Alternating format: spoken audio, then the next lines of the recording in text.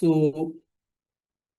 এখানে ধারণা করা হয় যে ইতালিতে যারা মহাজন শ্রেণী ছিল, মুদ্রা প্রচলন যখন হলো, সেটা স্বর্ণ মুদ্রা হোক রৌপ্য মুদ্রা হোক, তখন তো আর কাগজি মুদ্রা নাই। কাগজি মুদ্রার প্রচলন হয়েছে অনেক পরে, 18 শতকে, 17 শতকে হয়েছে কিনা আমার জানা নাই। এটা আমার জানা দরকার, আসলে বিষয়টা স্পেসিফিক জানা দরকার। তো যাই হোক, এটা অনেক পরে হয়েছে। তো মুদ্রা মানেই সেটা ছিল আসলে ধাতব মুদ্রা তৎকালীন আমলে। তো সেটা আপনার যারা মহাজন শ্রেণী ছিল ইতালিতে, তারা বেঞ্চে বসতো। বেঞ্চে বসে, যে আপনার শ্রেণীকক্ষে যে বেঞ্চ, এই বেঞ্চে বসতো এবং তাদের যে স্বর্ণালঙ্কার অথবা মুদ্রা, অনেকে তো স্বর্ণালঙ্কার বন্ধক রেখে ঋণ নিত, অথবা অনেকে অন্য সম্পদ বন্ধক রেখে ঋণ নিত। যেইভাবেই যাই হোক, সেই লেনদেনটা হয়তো বেঞ্চে বসে। তো অর্থনীতিবিদরা ধারণা করেন এই বেঞ্চ থেকেই ব্যাংকের উৎপত্তি হয়েছে। তো ব্যাংক বলতে কি বোঝায়?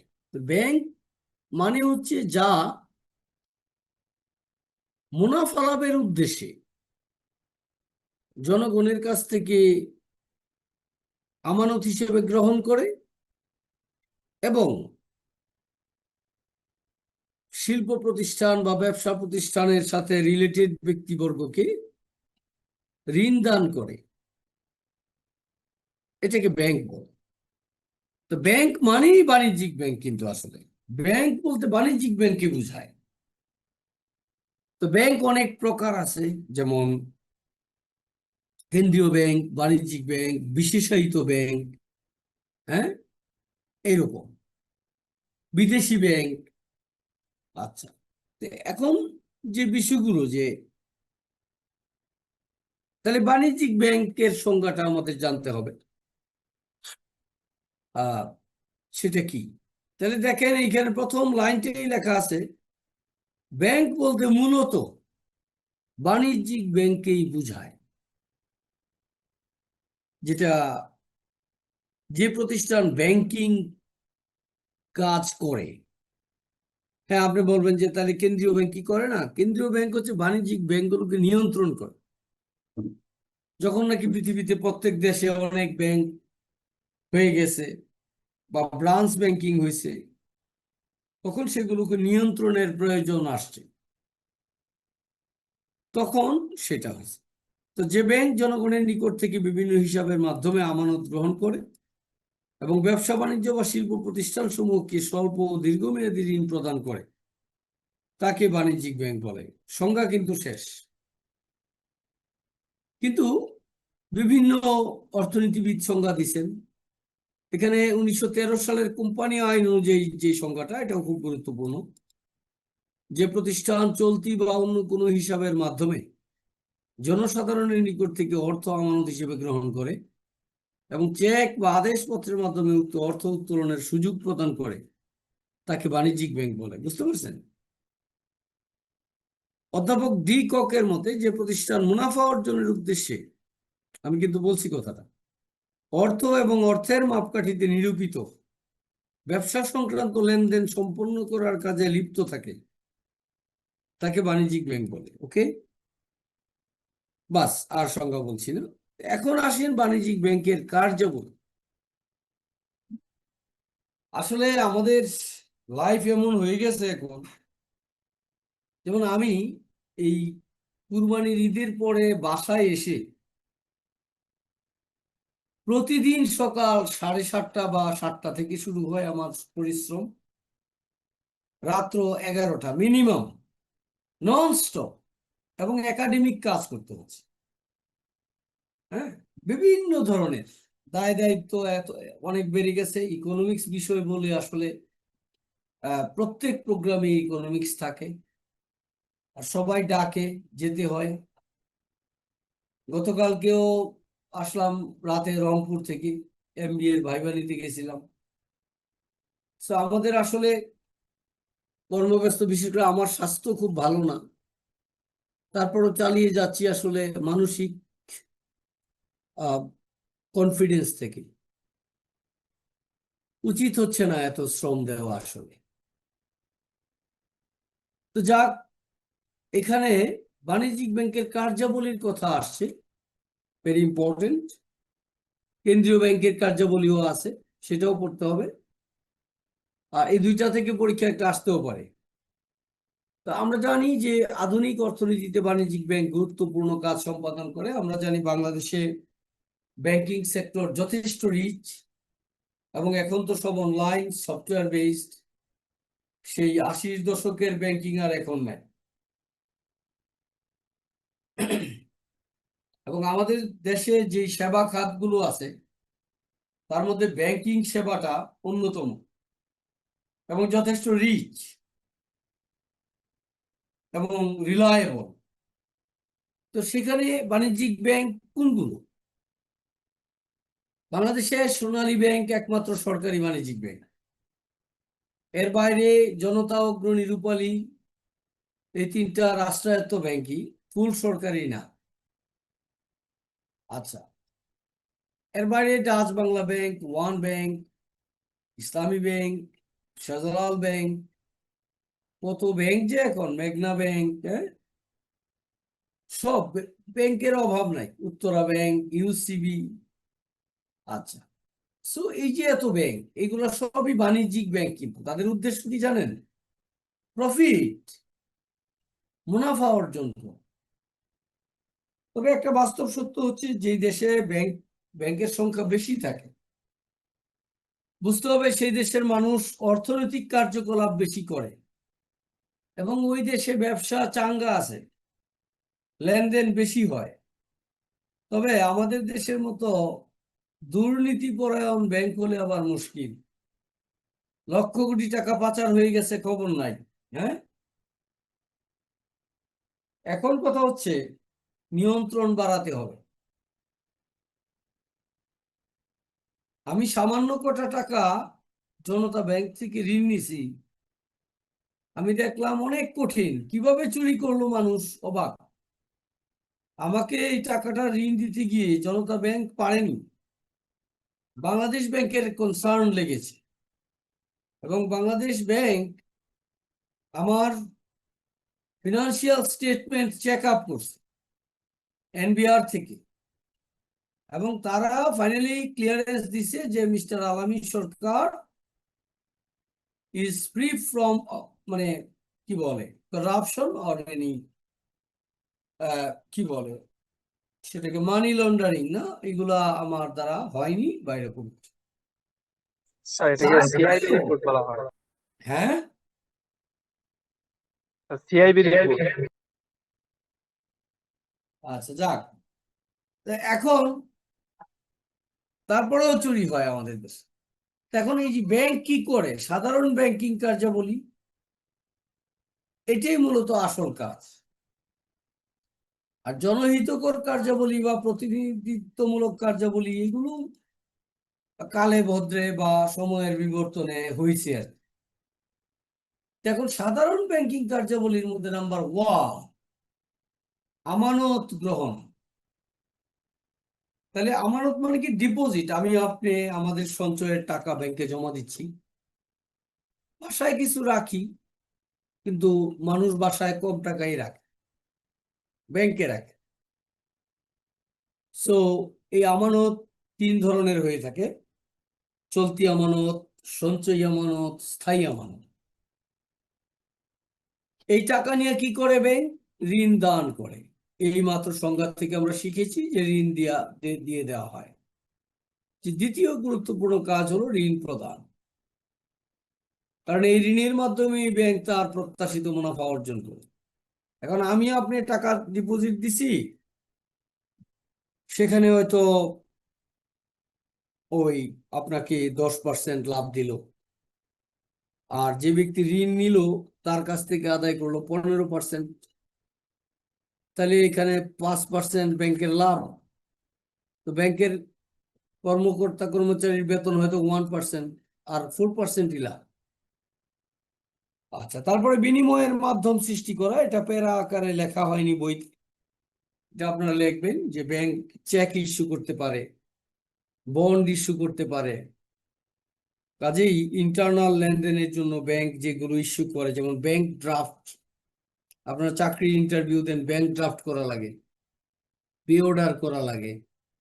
এগুলো হচ্ছে বাণিজ্যিক ব্যাংকের বিনিময়ের মাধ্যম। ঠিক আছে?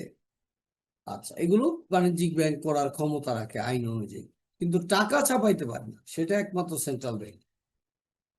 ঋণ আমানত সৃষ্টি করা, ঋণ আমানত মানে কি, যে আপনি ওই যে যে টাকা একজন জমা দিলেন, এই টাকাটা আরেকজন নিল, ওই লোক আবার জমা দিল, তারপর আবার এটা আবার আরেকজনের কাছ থেকে ঋণ নিল। এভাবে বাণিজ্যিক ব্যাংক বহুগুণ ঋণ সৃষ্টি করতে পারে। এই যে দেখেন, আলাদা প্রশ্নই আছে একটা, বহুগুণ ঋণ সৃষ্টি প্রক্রিয়া। সো এই যে ঋণ আমানত সৃষ্টি করা, এটা মানেই বহুগুণ ঋণ সৃষ্টি করা। তারপর প্রতিনিধিত্ব ও জনহিতকর কার্যাবলী খুব ছোট করে লিখছে এখানে। আপনারা চাইলে বাণিজ্যিক ব্যাংকের কার্যাবলী অন্য বই থেকেও দিতে পারেন, শুধু আমাদের ওপেন ইউনিভার্সিটির বই পড়তে হবে এমন কোনো কথা না। আমি হয়তো যে শীটটা দিয়েছি এটা হয়তো বিবিএ বাংলা বই থেকে, কিন্তু মাস্টার্স লেভেলের লেখা আপনারা আরো বড় করে দিতে পারেন, আরো ইনডেপথ দিতে পারেন, সেটাই। তো এখন এই যে জনহিতকর কার্যাবলী কি করে, যেমন অর্থ হস্তান্তর বা স্থানান্তর করে, যেমন চট্টগ্রাম থেকে আপনার ফ্রেন্ড আপনাকে টাকা পাঠাবে, সেটা সেকেন্ডে টাকা চলে আসবে ঢাকা, তাহলে এটা জনহিতকর, আপনার উপকার হলো। হুন্ডি বার্তা করা, হুন্ডি দেশের ভিতরে বৈধ, দেশের বাইরে অবৈধ। ঠিক আছে? হুন্ডি বুঝেন? হুন্ডি কি নাম শুনছেন? জি স্যার। বুঝান তো একটু হুন্ডি আমাদেরকে। স্যার আমি যেটা জানি যে বাইরের দেশে হুন্ডি হচ্ছে, সেখানে একজন লোক আছে, তার কাছে টাকা আছে বা ডলার আছে, আমি তাকে আমার টাকা দিয়ে আমি ডলারটা নিব, হুম। বদল মানে এটা অবৈধভাবে আর কি হুম। বিনিময় করব তার কাছ থেকে। সে আবার এই দেশ থেকে হচ্ছে তাকে তার অ্যাকাউন্টে টাকা পাঠিয়ে দিবে। রাইট, মানে এটা সরকারকে ফাঁকি দেওয়া, তাই না? হ্যাঁ জি স্যার, ব্যক্তি টু ব্যক্তি আসবে আর কি। হ্যাঁ, কমিশন খায়, হ্যাঁ। আর এখন দেশের ভিতরে কিন্তু হুন্ডি বৈধ। ঠিক আছে? দেশের ভিতরে এটা করতেই পারেন হুন্ডি। যেমন ধরেন বিকাশ, বিকাশ এক ধরনের হুন্ডি বার্তা করে। এটা বিকাশ যেভাবে টাকা পাঠায়, এই যে আমি একটু আগে বাড়িতে টাকা পাঠাইলাম 6,500 টাকা, যে কোনো একটা ছোট্ট একটা কাজ, তাহলে বিকাশ করে দিলাম। এখন এটা কি করে, এটা হচ্ছে অনলাইন ক্লিয়ারিং। এটা হুন্ডি না, মানে আমি বলতে চাচ্ছি আর কি এই ধরনেরই। তো টাকাটা চলে গেল কিন্তু, তাহলে এটা। তারপরে আভ্যন্তরীণ বাণিজ্যে সহায়তা করে, যেমন আপনি এক্সপোর্ট করবেন বা ইম্পোর্ট করবেন। বিশেষ করে আমদানি বাণিজ্য, যেটা ইম্পোর্ট করতে গেলে ব্যাংকের সহযোগিতা ছাড়া সম্ভব না। কারণ ভারতের কোনো ব্যাংক নিশ্চয় বাংলাদেশের ব্যাংককে চিনে, আপনাকে চিনবে না। সো আমাদের দেশের কোনো ব্যাংক সে গ্যারান্টর হয়, টাকা পয়সা, এলসি খোলা বলে এগুলোকে। মূল্যবান জিনিসপত্র সংরক্ষণ করে। যেমন যারা অনেক ধনী, তাদের স্বর্ণ থাকে 50 ভরি, 100 ভরি, বাসায় রাখে না, চোর ডাকাত আসবে, সে লকারে রাখে, হ্যাঁ, ব্যাংকে নির্দিষ্ট ফি দিয়ে। তারপর প্রতিনিধিত্বমূলক কার্যাবলী, এগুলো অন্য বই থেকে পড়লে আরো বড় বড় প্যারা আকারে আছে। বাণিজ্যিক ব্যাংক তার মক্কেলদের পক্ষে বাড়ি ভাড়া, মক্কেল মানে কি, গ্রাহক, হ্যাঁ, স্টেক হোল্ডার। তাহলে আয়কর, বিদ্যুৎ বিল, টেলিফোন বিল, দেখবেন এই যে আমি বোর্ড বাজারে এবি ব্যাংকে যাই অনেক সময়, ক্রেডিট কার্ডের প্রিমিয়াম মানে টাকা দিতে যাই, তো সেখানে আমি গিয়ে দেখি বিদ্যুতের লাইনে এই বড় আলাদা ক্যাশিয়ার আছে সেখানে বিদ্যুতের বিল নেওয়ার জন্য, হ্যাঁ, টেলিফোন বিল নেওয়ার জন্য। সো এই যে এইগুলো করে, এগুলো প্রতিনিধিত্বমূলক কার্যাবলী, তাই না? শেয়ার ডিবেঞ্চার ক্রয় বিক্রয় করে, শেয়ার বিজনেস করতে পারেন আপনি ব্যাংকের মাধ্যমে, এরকম। তারপর বাণিজ্যিক ব্যাংকের বহুগুণ ঋণ সৃষ্টি, এটাও আমি একটু আলোচনা করব। আজকে বাণিজ্যিক ব্যাংকেই আমরা থাকবো। আচ্ছা,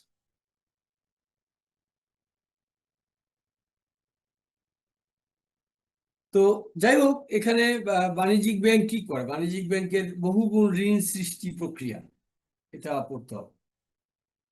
তাহলে মনে করেন আপনি 100 টাকা জমা দিলেন বাণিজ্যিক ব্যাংকে, মনে করেন ডাচ বাংলা ব্যাংকের একটা শাখায় জমা দিলেন। এখন ব্যাংক কেন নিল টাকাটা, এটা নিয়ে ব্যবসা করবে। তাহলে বাংলাদেশ ব্যাংক বা কেন্দ্রীয় ব্যাংকের একটা নীতি আছে যে গ্রাহক যে টাকাটা জমা দেয় সেটা পুরোটাই ওই ব্যাংক আরেকজনকে ঋণ দিতে পারে না। 5%, 6% or 10% কেন্দ্রীয় ব্যাংকের হিসেবে দিয়ে দিতে হয়। তাহলে মনে করেন 10% দিয়ে দিল, তাহলে থাকে কত? 90 টাকা। এই 90 টাকা বাণিজ্যিক ব্যাংক আরেকজনকে দিতে পারে। সেই লোক মনে করেন আবার আরেক অ্যাকাউন্টে ব্যাংকে জমা দিল ডিপোজিট, তাহলে হইল কত? 190 হিসাব। তাহলে 90 থেকে আবার 10% জমা দিলে ধরেন 9 টাকা জমা দিয়ে দিল কেন্দ্রীয় ব্যাংক, রইল কত? 81। এইভাবে চলতে থাকবে। তার মানে 10 গুণ বেশি ব্যবসা করা সম্ভব। এই যে এখানে সেই স্টেজ দিয়ে দিছে যে 100 চাহিদা আমানত 1000 টাকা। সো এইভাবে আপনার ঋণ দিতে পারে 900 টাকা, তাহলে 900 আর 1000। চাহিদা আমানত মানে যেটা একজন 1000 টাকা জমা দিল, তাহলে সেখানে রিজার্ভ রাখলো 100 টাকা, আর 900 টাকা ঋণ দিল, হয়েছে 1000। এই তাহলে এই ঋণ আমানত সৃষ্টি করা বা বহু গুণ ঋণ সৃষ্টি করতে গেলে কতগুলো অনুমিত শর্ত মেনে নিতে হবে। কি কি অনুমিত? যেমন ব্যাংকের মাধ্যমে সকল প্রকার আর্থিক লেনদেন সম্পন্ন করতে হবে। আপনি ঋণ নিলেন, ওই টাকাটা আবার ব্যাংকে ফেরত যাইতে হবে। এই টাকাটা যদি আপনি চাল কিনে খেয়ে ফেলেন, আর কাউকে ঋণ নেওয়ার সুযোগ দিলেন না, তাইলে হবে না। আচ্ছা, তারপর দেশে একাধিক ব্যাংক কর্মরত রয়েছে, সেটা থাকতে হবে, শাখা ব্যাংক বা যেটাই হোক, একটা ব্যাংক থাকলে তো হবে না। প্রতিটি ব্যাংক তার আমানতের একটি নির্দিষ্ট অংশ কেন্দ্রীয় ব্যাংকে রিজার্ভ রাখে। এই যে যেটা বললাম, ঋণ গ্রহীতা ঋণের টাকা তুলে তার সবটাই দ্বিতীয় ব্যাংকে জমা রাখে, আবার দ্বিতীয় ব্যাংক তৃতীয় ব্যাংকে জমা রাখে, যেটা আমি বললাম। মনে করেন অর্থই থাকলো আর কি। হ্যাঁ, সেটা। তাহলে এই প্রক্রিয়ায় ব্যাংক আবার এই যে 90 টাকা 810, এই যে 900, তারপরে 81 810, এই ঋণ দিতে পারবে এত টাকা। এভাবে এই যে 900 মিলল। এখানে এখানে 900 ভুল আসছে, এখানে 810 হবে। আচ্ছা, বুঝতে পারছেন? তাহলে এইভাবে দেখেন, এই 1000 টাকার বিজনেস করলো কত? 2439 টাকার বিজনেস করিবেন ব্যাংক, ব্যবসা মানে ঋণ দিয়ে দিল 2400, মানে 3 গুণ ঋণ আমানত সৃষ্টি করলো। এইভাবে 10 গুণ করা সম্ভব। 81 কমতে কমতে কমতে কমতে 9-এর মধ্যে যাবে। আচ্ছা, এই যে এই প্রক্রিয়ায় এই যে 1000 টাকা দিয়ে শুরু, মোট ব্যবসা হইলো কত? ব্যবসা মানে টোটাল ঋণের পরিমাণ হলো 10,000 টাকা। এটা একটা গাণিতিক প্রকমন ধারা, এটা না বুঝলে অসুবিধা নেই, এই 10 গুণ পর্যন্ত দিয়ে দিবেন, ঠিক আছে? তাইলে হবে, যদি আসে আর কি। আর বাণিজ্যিক ব্যাংকের ঋণ সৃষ্টির সীমাবদ্ধতা যেটা, এটা দরকার নেই। আপনার ঋণ সৃষ্টি প্রক্রিয়াটা ভালোভাবে পড়বেন আর বাণিজ্যিক ব্যাংকের কার্যাবলী পড়বেন। বুঝতে পারছেন? জি স্যার।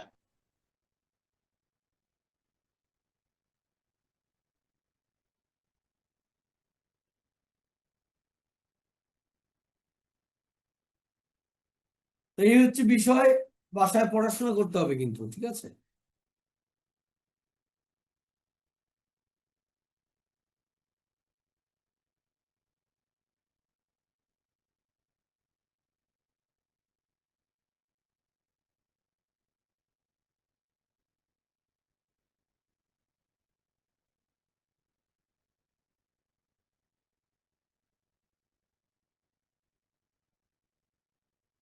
তাহলে এই ব্যাংক যে পড়াইলাম, এর উপরে আপনাদের কোনো প্রশ্ন থাকলে বলেন। আছে বাণিজ্যিক ব্যাংকের উপরে কোনো প্রশ্ন? না স্যার, মোটামুটি বুঝছি স্যার, কিন্তু হয়তো আমাদের আর পড়তে হবে, মানে ক্লাস তো স্যার ভালোই বুঝতেছি, কিন্তু না পড়লে তো আর হচ্ছে না, আমাদের পড়তে হবে, এটাই হচ্ছে মূল বিষয় স্যার।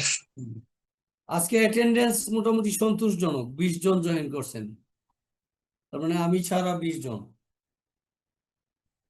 ঠিক আছে? তাহলে কেউ কোনো প্রশ্ন করবেন না, ব্যাংক বুঝে গেছেন এত সহজে? স্যার, আমি একটা জিনিস জানতে চাই। হ্যাঁ, বলেন।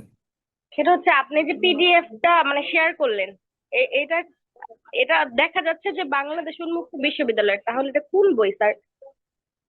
এটা সম্ভবত বিবিএ বাংলা অথবা বিবিএস প্রোগ্রামের বই থেকে দেওয়া হয়েছে।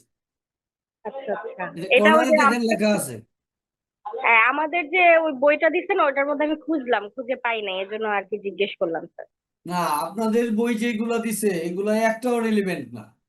ওপেন ইউনিভার্সিটি থেকে বই কিছু দেওয়া হয় অনার্স লেভেলে, প্রকৃত পক্ষে উন্মুক্ত বিশ্ববিদ্যালয় আইনে বাধ্য বিভিন্ন প্রোগ্রামের বই সরঞ্জামাদি প্রোভাইড করার জন্য, কিন্তু প্রকৃত অর্থে অনার্স এবং মাস্টার্সের কোনো রেফারেন্স বই থাকা মানে রেফারেন্স বই থাকা উচিত, একক কোনো বই দেওয়া উচিত না বিশ্ববিদ্যালয়ে। জি এবং স্যার। ঢাকা ইউনিভার্সিটি কি তাদের ছাত্রদেরকে বই দেয়? Never. They have no particular books. ঠিক আছে, ইয়েস স্যার। ছাত্ররা তারা বিভিন্ন নীল খেতে যায়, হাজার রকমের বই ঘেটে তারা অ্যাসাইনমেন্ট করে, পরীক্ষায় অ্যান্সার দেয়, এবং পাবলিক ইউনিভার্সিটির স্টুডেন্টরা অনেক পরিশ্রম করে। যেটা দুঃখজনক হলেও সত্য, আমাদের ওপেন ইউনিভার্সিটির ছাত্ররা তো সব রেডি পায়। তো এখন আপনারা ভর্তি হলে যেই কিছু বই আপনাদেরকে দেওয়া হয়, আমি যদিও ওই অনুষদের শিক্ষক না, আপনাদের অনুষদের শিক্ষক না, একই তো কথা, আমাদের বিশ্ববিদ্যালয়েরই তো অনুষদ ওইটা। এখন আমি যতদূর জানি যে ওইগুলো ডিগ্রি লেভেলের কিছু বই, সেগুলো পুরোপুরি আপনাদের ইয়োর সাথে যায় না। ঠিক আছে, আর ওই বই থেকে তো আমি পড়াই না, আমি পড়াই আপনাদের সিলেবাস পড়াইতে গিয়ে আমি হয়তো, আমাদের বিবিএস প্রোগ্রাম আছে একটা, যেটা অলরেডি প্রোগ্রামটা স্টপ হয়ে গেছে, কিন্তু ওয়েবসাইটে বই রয়ে গেছে, ওই বইয়ের যে চ্যাপ্টারটা ভালো লাগছে সেটা দিছি, বা বেশিরভাগ দিছি বিবিএ বাংলা বই থেকে। ঠিক আছে, আর এই তা আপনাদের সিলেবাস অনুযায়ী পড়ানো হচ্ছে। জি স্যার, বুঝতে পেরেছি। এখন উচ্চশিক্ষা এরকমই, যে আপনি চাইলে আমাদের বই ফলোই করা দরকার নেই।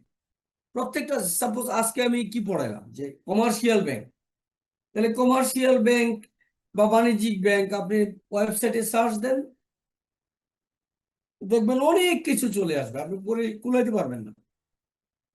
ডেফিনিশন আসবে, ফাংশনস যেটা বললাম, তারপরে এই যে ঋণ সৃষ্টি প্রক্রিয়া, এগুলো চাইলে অনেক বেটার নোট আপনি পেতে পারেন ওয়েবসাইট থেকে। আমি তো এটা অনেক সময় বলি যে আমার আমলে যদি, মানে আমিও তো সিনিয়র না, তারপরও এসএসসি তো 98, তো ওই সময় তো ইন্টারনেট বা মোবাইল সবার হাতে হাতে ছিল না, মোবাইল ছিল খুবই কম মানুষের। আমি সর্বপ্রথম মোবাইল যে আছে এটা শুনছিলাম 1996 সনে সম্ভবত, যে 96 নাকি এরকমই। আমার এক ফুপু ঢাকা থাকেন, উনি এখনো আছেন, তো ওনার এক আত্মীয় লন্ডন থেকে আসছে, উনি আমারও আত্মীয়, তো বলছিল যে ও মোবাইল নিয়ে আসছে। তো আমি তো তখন ছোট, আমি বলি মোবাইল কি, আসলে মোবাইল জিনিসটা কি? পরে এটা দিয়ে কথা বলা যায়। আচ্ছা, সেটা অনেক আগের কথা, তখন তো টেলিফোন ছিল। এবং আমার মনে আছে, আমার বাড়ি নরসিংদী সদর থানায়, তো আমার আব্বা চাকরিজীবী ছিলেন, তো আমার আহ, আহ, চাচতো দাদা ওনারা ঢাকায় থাকতেন, আমার আপন দাদা ছোটবেলায় মারা গেছে, আমার বাবা ছোট থাকতেই মারা গেছে। তো আমার দাদা, চাচতো দাদা একজন কলকাতায় চাকরি করতেন ওই আমলে, তারপর স্বাধীনতার পরে তো ঢাকায়।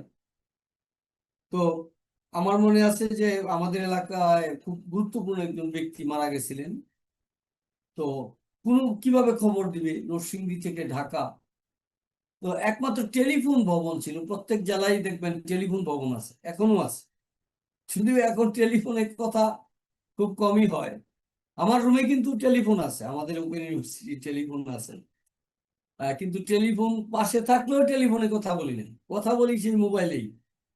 তো যাই হোক, আহ, সেই টেলিফোন করতে রাত্র 9টা বাজে সেই ইয়াতে গেছে, গিয়ে টেলিফোন ঢাকা শহরে করতে হয়েছে। So that was the scenario of communication the then time. আর নাও আমরা কোথায় আছি? এখন আমেরিকা থেকে আপনি সব দেখতেছেন, কথা বলতেছেন। গত 50 বছর আগে স্বপ্নেও দেখে নাই কি, মানে স্বপ্ন তো সত্যি হলেও খুশি হওয়ার কথা, এটা স্বপ্ন আমাদের দেখা নাই কেউ। মানে এমন কিছু রিভলিউশনারি ইনভেনশন হয়েছে, সায়েন্টিফিক চেঞ্জ চিন্তাই করা যায় না। এখন তো এআই টেকনোলজি আসছে, ফেসবুক দেখলে মানুষের চেহারা কি কি কি বানায় ফেলে, তাই না? চেনাই যায় না, আর্টিফিশিয়াল ইন্টেলিজেন্স, এত কিছু। সো আসলে আহ সেই যুগে আমরা আছি। তো ইন্টারনেট আমার আমলে থাকলে আমি ছাত্র আরো ভালো হইতাম, আমার মনে হয় যে আমি আরো ভালো করে নোট করতে পারতাম। আমি বরাবরই লেখার প্রতি খুব মনোযোগী ছিলাম, পড়তাম কম। একটা কোশ্চেন, সেটা উত্তর দিতে হবে, সেটা আমি 2-3টা বই থেকে নিয়ে আমি লিখতাম। আমি মনে হয় যে লিখলে আমার মনে হয় যে এটা আমি পেরে গেছি। আমার নোট খাতা ছিল এরকম মোটা মোটা, এখনো মনে হয় 2-4টা পাওয়া যেতে পারে, কেজি ধরে বিক্রি করে দিছিলাম, অনেক ছিল তো। তো যাই হোক, সেই ছাত্র জীবন। ব্যাংক নিয়ে আমার প্রশ্ন আছে স্যার। হ্যাঁ, কি বললেন? ব্যাংক নিয়ে স্যার আমার প্রশ্ন আছে স্যার। বলেন স্যার ব্যাংক নিয়ে আমার প্রশ্ন আছে স্যার। প্রশ্নটা হচ্ছে বলেন এবং বাস্তবিক, যেটা একদম বাংলাদেশের রিয়েল যে ঘটনা নিয়ে আমি প্রশ্ন করব। হ্যাঁ বলেন। বাংলাদেশে স্যার ফার্মার্স একটা ব্যাংক ছিল স্যার। হ্যাঁ, এটা স্যার ঋণখেলাপি ছিল অনেক, যার কারণে পরে এই ব্যাংকটা মার্জ করছে একটা ব্যাংকের সাথে। আচ্ছা। তারপরে আরো স্যার অনেক বেসিক ব্যাংক ছিল স্যার, অনেক ঋণ খেলাপি। হ্যাঁ, প্রায় এরা তো তাদের ঋণ মানে খেলাপি হয়ে 1000 গেছে। কোটি টাকার উপরে হ্যাঁ, ঋণ খেলাপি। হ্যাঁ। এখন এই হুম, খারাপ ব্যাংকগুলো স্যার ভালো ব্যাংকের সাথে অ্যাডজাস্ট করছে, হুম, যেটার ঋণ খেলাপি কম, যাদের ঋণ খেলাপি দেখা গেছে মাত্র 5%, হুম। আর যেটা 14% বা 12%, তো সেটাকে যদি মার্চ করে তাহলে তো স্যার সে ওইটার ক্ষতি করলো, বরং ভালোটাকে আরো ভাইরাসে অ্যাটাক করে ওইটা ধ্বংস করে দিল। এই না, স্যার না। বাংলাদেশ এখন ম্যানেজমেন্ট স্যার একটু এখন ম্যানেজমেন্টে অবশ্যই পরিবর্তন এনে সে মার্চ করা হবে, এটা গভর্নর নিজেই ডিক্লার দিছে। আর এটা এমন না যে পচা আম, যে ভালো আমের সাথে রাখলে পচে যাবে। এটা হচ্ছে অফিসিয়াল একটা ট্রান্সপারেন্সি, এবং সেই ওই যে জবাবদিহিতা, এবং আহ, যেই কি বলবো যে দায়িত্ব, সেগুলোর উপরে ডিপেন্ড করে। এটা এমন না যে এই এই খাতটা আগে করাপ্টেড ছিল, এখন ভালো প্রতিষ্ঠানের সাথে গিয়ে এটা খারাপ, ওইটাকে খারাপ করে দিবে। নো, পজিটিভলি চিন্তা করেন। হ্যাঁ, বি যে positive in all regard. Farmers ব্যাংকের স্যার ছিল, যেমন সভাপতি ছিল ওই যে আমাদের সাবেক মাননীয় মন্ত্রী স্যার, ওই যে মখা আলমগীর স্যার। হুম, পরবর্তীতে যখন ফার্মার্স ব্যাংক নিয়ে অনেক কিছু লেখালেখি শুরু হলো, তখন হুম। উনি কি করলো, এটা থেকে পদত্যাগ করলো। অলরেডি স্যার ফার্মার্স ব্যাংকের অনেক অভিযোগে স্যার ঢাকা কেন্দ্রীয় কারাগার কেরানীগঞ্জে অনেক লোক জেল খাটতেছে স্যার। তার ভিতরে আচ্ছা। যেমন বাবুল চিস্তি স্যার, ও হুম, বাবুল চিস্তি এবং রাশেদ চিস্তি ওনার ছেলে, এবং ওনার ওয়াইফের নামও মামলা হয়েছে স্যার, এগুলো এখনো জেল খাটতেছে স্যার। আমার প্রশ্নটা হচ্ছে স্যার, যে যে ইয়েগুলো যেগুলো মূল জড়িত, এদের তো স্যার পানিশমেন্টের কাতারে আনা উচিত, বা এগুলো এখনো হয় নাই। আর হুম। আরেকটা বিষয় হচ্ছে, যেমন পাবলিক যে ব্যাংকগুলো আছে বাংলাদেশে, যে হ্যাঁ, প্রাইভেট ব্যাংকগুলো স্যার, যেমন প্রিমিয়ার ব্যাংক, তারপরে আরব বাংলাদেশ ব্যাংক, তারপরে এই যে স্যার যেমন এটাকে কি বলে ডাচ বাংলা ব্যাংক, এই যে যে প্রাইভেট ব্যাংকগুলো, তারা কি করে একত্র করার জন্য অলরেডি সরকার একটা চিঠি ইস্যু করে ফেলছিল। পরবর্তীতে তারা ব্যাংক মালিকরা স্যার একটা মিটিং দেখছিল এবং তারা কনফারেন্স করছে।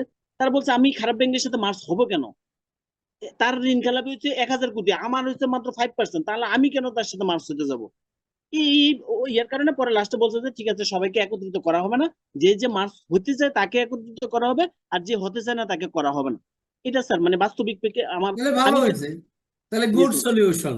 কিন্তু জি স্যার, এটা যদি নাও করতো, জি স্যার, কেন্দ্রীয় ব্যাংক চাপায়ও দিতে পারতো। কেন্দ্রীয় ব্যাংকের সেই ক্ষমতা আছে। কেন্দ্রীয় bank without having any report ji sir, 15 দিন যে কোনো ব্যাংকের কার্যক্রম বন্ধ করে রাখতে পারে, কোনো কোনো কারণ দর্শন ছাড়া।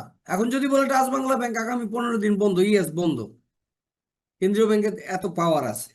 আচ্ছা যাক, সেটা না। আপনার কথা আমি বুঝতে পারছি।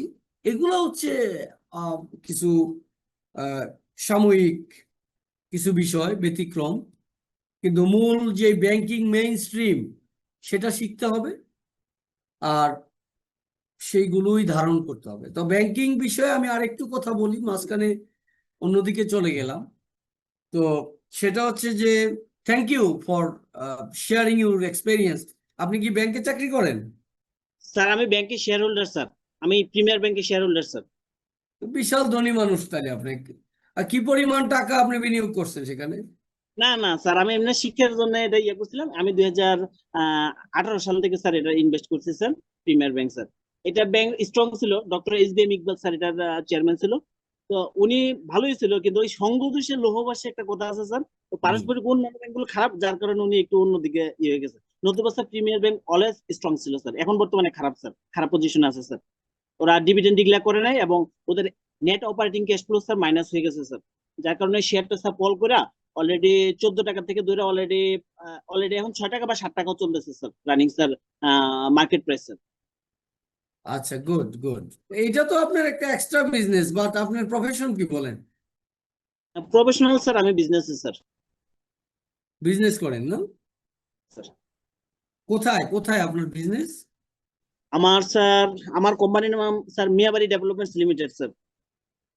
আচ্ছা, রিয়েল এস্টেট বিজনেস, তাই তো? স্যার তা তো আপনার বিশাল ধনী মানুষ, আপনার সাথে কথা বলতে তো আমাদের টিকিট কাটা উচিত। আমিও বলবো স্যার, আমি আপনাদের স্টুডেন্ট স্যার, হ্যাঁ, আপনাদের স্টুডেন্ট স্যার। আমি আচ্ছা 2025 সালে স্যার আমি এটা এস্টাবলিশ করছি কোম্পানিটা স্যার। এটা হ্যাঁ। আমার রেজিস্টার্ড অফিস এখানে, এবং এটা কর্পোরেট অফিস হবে স্যার কুমিল্লা ক্যান্টনমেন্টের সাথে স্যার গুমতি টাওয়ার 4th তলা। আর আমি এখানে কিছু কিছু সুযোগ সুবিধা দেবো স্যার এক্সট্রা, যেমন এর ভিতরে যেমন এখানে সেনাবাহিনী ছিল তাদের জন্য এবং ফরেনারদের জন্য। এবং আমার ইচ্ছা আছে স্যার, আমার ওপেন ইউনিভার্সিটির যত টিচার আছে যদি কেউ ফ্ল্যাট কিনতে চায় স্যার, আমি 2% বা 3% স্যার এটা ইয়ে দেবো স্যার। এটা আমার মনে মনে আছে স্যার। আচ্ছা, ভবিষ্যতে আপনার সাথে যোগাযোগ করব। ওকে, থ্যাংক ইউ। শোনেন, এখন ব্যাংকিং শেখা হয়নি, আরো কিছু বিষয় বলে দেই। আজকে যেহেতু অনেকেই জয়েন করছেন, সেটা হচ্ছে ব্যাংক কিন্তু এই দুই টাইপ না, শুধু কমার্শিয়াল ব্যাংক বা সেন্ট্রাল ব্যাংক না, বিশেষায়িত ব্যাংক আছে যেগুলা, যেটাকে ইংলিশে বলে স্পেশালাইজড ব্যাংক। তো স্পেশালাইজড ব্যাংক বাংলাদেশে বেশ কয়েকটা আছে। আহ, যেমন বাংলাদেশ কৃষি ব্যাংক, বাংলাদেশ শিল্প ব্যাংক, বাংলাদেশ সমবায় ব্যাংক, বাংলাদেশ ডেভেলপমেন্ট ব্যাংক, হ্যাঁ আছে কিন্তু BDBL, এটা কিন্তু বিশেষায়িত ব্যাংক। বাংলাদেশের একটা আরেকটা ব্যাংক আছে কর্মসংস্থান ব্যাংক, এটাও বিশেষায়িত ব্যাংক বলা যায়, এটা কমার্শিয়াল কাজও করে। তারপরে রাজশাহী কৃষি উন্নয়ন ব্যাংক, এটা দেখবেন উত্তরবঙ্গে গেলে অনেক জায়গায় রাজশাহী কৃষি উন্নয়ন ব্যাংকের ব্রাঞ্চ চোখে পড়ে। রংপুরে যাবেন, পঞ্চগড়ে যাবেন, পড়ে। এই ব্যাংকের ব্রাঞ্চ আমার এই এলাকায় নাই, ঠিক আছে? তো রাজশাহী ডিভিশন পুরোটাই যেহেতু আমাদের কৃষি ভান্ডার, সো ওই এলাকার এগ্রিকালচার ডেভেলপমেন্টের জন্য একটা স্পেশালাইজড ব্যাংক করা হয়েছে। তারপর গ্রামীণ ব্যাংক আছে, এটাকে বিশেষায়িত বলতে চাই না আমি, এটা আসলে কমার্শিয়াল ব্যাংকই বলা চলে। তো তারপর আছে ইসলামী ব্যাংক, যেটা সেটাও বিশেষায়িত বলা যায় না, সেটা সরাসরি কমার্শিয়াল ব্যাংক। তাদের বিজনেসের মেথড আলাদা। একজন লিখছেন জুলফিকার আলম যে স্যার তফসিলি ব্যাংক সম্পর্কে বলেন। অফকোর্স, তফসিলি ব্যাংক হচ্ছে বাংলাদেশ ব্যাংকের অনুমোদিত যতগুলো ব্যাংক আছে, এবং বাংলাদেশে যেগুলোর শেষে ব্যাংক লেখা আছে সবগুলোই অনুমোদিত তফসিলি ব্যাংক। এটা শিখার আর কিছু নাই। হ্যাঁ, এই তফসিলি ব্যাংক হতে হলে অনেক শর্ত মানতে হয়। সম্ভবত এখন একটা ব্যাংকের পাইতে গেলে বাংলাদেশ ব্যাংক থেকে 1200 কোটি টাকা দিতে হয়। আগে ছিল 800 কোটি, এর আগে ছিল 400 কোটি, এখন সম্ভবত 1200 কোটি। 1200 কোটি টাকা দিয়েও লাইন লাইন ধরে ব্যাংক করতে চায় অনেকে। এখন তো টাকার মূল্য কমে গেছে, এবং এটাকে বলে আপনার অনুমোদিত মূলধন। তারপরে পেড আপ ক্যাপিটাল। হ্যাঁ হ্যাঁ হ্যাঁ, পেইড আপ না, পেইড আপ ক্যাপিটাল হচ্ছে পরিশোধিত মূলধন।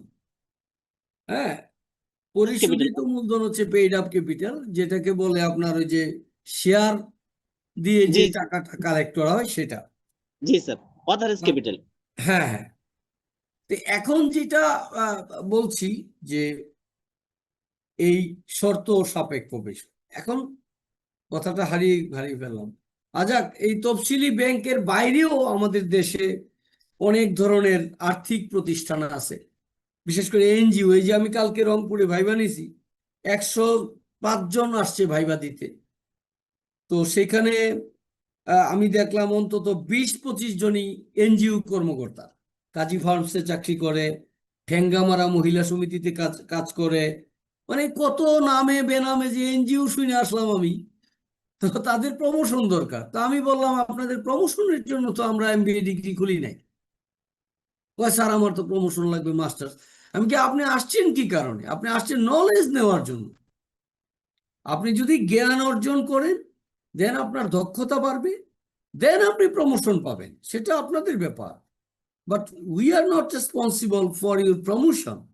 We are just sharing our, কি বলবো, এক্সপেরিয়েন্স আর এফিসিয়েন্সি, এইসব আওয়ার অবটেইনড যেই ম্যাটেরিয়ালস আছে সেগুলো আমরা শেয়ার করছি, আর কিছুই না। তো এখন এই যে অআর্থিক বা অনার্থিক, সরি, যে এনজিও যেগুলো, এগুলোও কিন্তু ব্যাপক ব্যাংকিং কার্যক্রম করে। একজন আমাকে বলল যে তার এলাকার ম্যাক্সিমাম লোক, বিশেষ করে গ্রাম এলাকায়, তারা এনজিওর উপরে নির্ভরশীল হয়ে গেছে। তারা মেয়ে বিয়ে দিবে, ঋণ ঋণ নিতে হচ্ছে। আশা, প্রশিকা, হ্যাঁ, এসব অনেক ধরনের এনজিও আছে। ব্র্যাক, ব্র্যাকের 4-5 জন কর্মকর্তা আসছে আমাদের এমবিএ করার জন্য, আরো বেশি, ব্র্যাক থেকে 7-8 জন হবে। তারপরে আরো অনেক নাম, আমি ভুলে গেছি এগুলো। আরেকটা কি জানি, কারিতাস, কারিতাস নামে একটা এনজিও আছে, কেউ কেউ শুনতে পারেন। ওইটার এক মহিলা কর্মকর্তা আসছে। তো যাই হোক, কারিতাস নামটা আমি অনেক বছর আগে কোনো এক বইতে দেখেছিলাম, যে বাংলাদেশে একটা এনজিও কারিতাস, কিন্তু কখনো সেটার অফিসও দেখি নাই, ওই কর্মকর্তাও দেখিনি।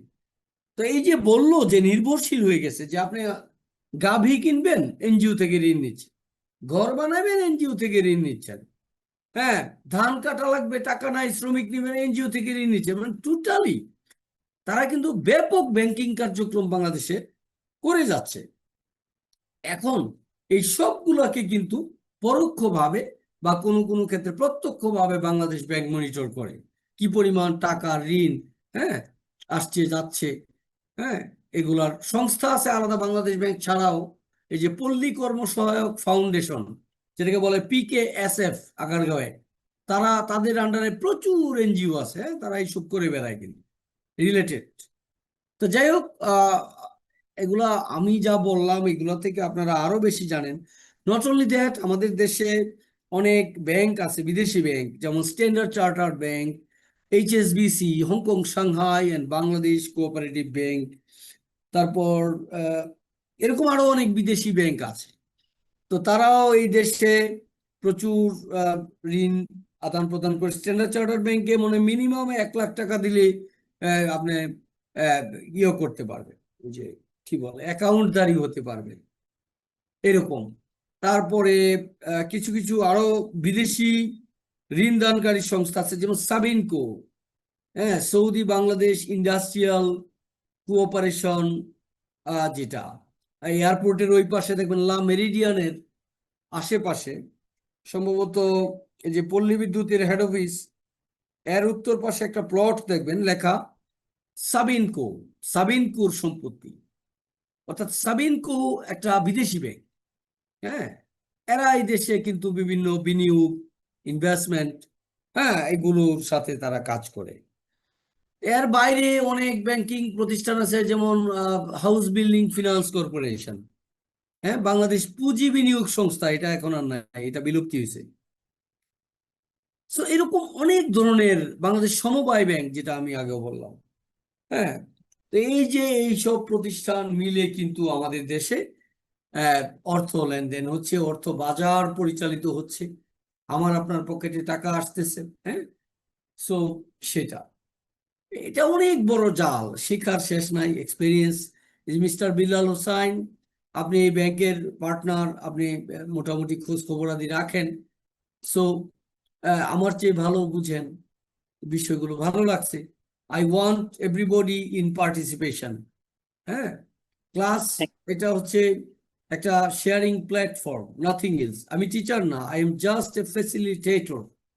ওকে, নাও student centric education government suggest, হ্যাঁ, সেটা করে। এখন আর টিচাররা ওই যে এই আমি যা কইতাছি তাই ফাইনাল নো, এগুলা ছিল আমতলা জামতলা। যখন স্কুল ছিল দেশের পণ্ডিত ব্যক্তিরা পড়াতেন। হ্যাঁ, আমার এক টিচার ছিল, শুধু শুধুই বাড়ি দিছে, এই বারান্দা দিয়ে হাঁটুস কেন? হ্যাঁ, তো সেই সেই শিক্ষক এখন আর নাইও, সেই শ্রদ্ধাও নাই। এখন বাংলাদেশে হয়ে গেছে অসম্ভব বেশি কমার্শিয়াল এডুকেশনাল ইনস্টিটিউশনস, দরকার ছিল না। এবং সেই জন্যই এখন শিক্ষিত লোকদের সোসাইটিতে ভ্যালু নাই, শিক্ষকদের তো আরো নাই, কাজেই সেটা আমরা প্রত্যাশা করি না। তো take care, and if you have anything more to share in the platform, floor is open. Otherwise, I am ready to close the session. Okay?